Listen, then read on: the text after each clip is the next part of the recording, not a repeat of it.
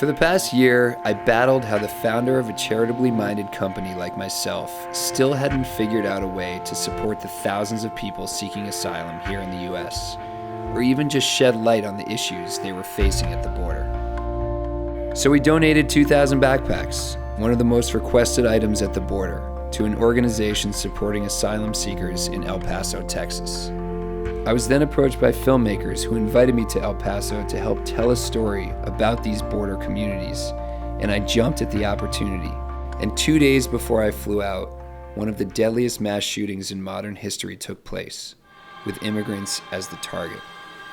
This isn't going to be one of our typical What Do We Tell the Kids projects, because the truth is, this wasn't a typical trip.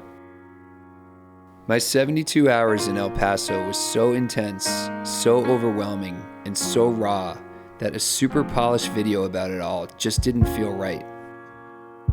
It's so easy to become desensitized to all the mass shootings and tragedies plaguing our country right now, and I didn't realize how numb I had become to it all until I saw it firsthand. The community of El Paso coming together, listening to the songs, the prayers, watching the faces of the kids were things that I will never forget.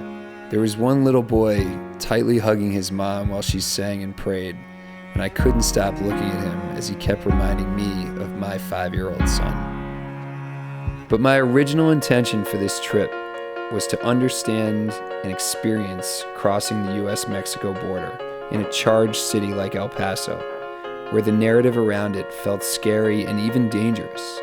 So we crossed, and I got to admit that I was terrified as we got closer. I even promised my wife I wouldn't put myself in any questionable situations, and this felt like one of them. But as we kept walking, the feeling of danger subsided. We're here. But then you're there, and it's just people coming and going for work, to visit family members, yet there was still this palpable feeling of us versus them. Like a which side of the wall are you on? We visited 2 facilities in Juarez. One where family members were sent after not receiving asylum in the US. Adults and kids were sleeping on the floor in 100-degree heat. It was gut-wrenching. We then went to an orphanage where we hung out and played games with the kids, handed out some backpacks and toothpaste. And what I love about kids so much is no matter where they live or whatever struggles they're up against, kids will always be kids. My 4 a.m. cab driver, George, perfectly summed up the feelings in El Paso. It's not fair that families have lost loved ones, just because of the rhetoric that has been going on, El Paso is a loving city. We're all brothers and sisters here, and we're not gonna let this divide us, or we're not gonna let this define us either, As a city, we're gonna get through this. So when you watch this, I hope you'll come away with a different perspective of proud, diverse border communities just like El Paso.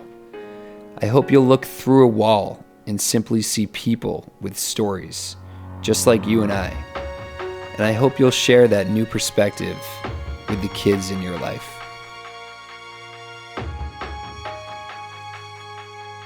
So what now?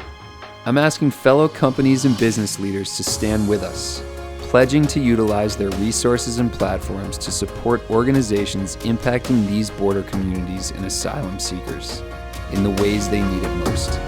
The time is now for businesses to focus on much more than the bottom line, and we're proud to stand alongside those who share that belief.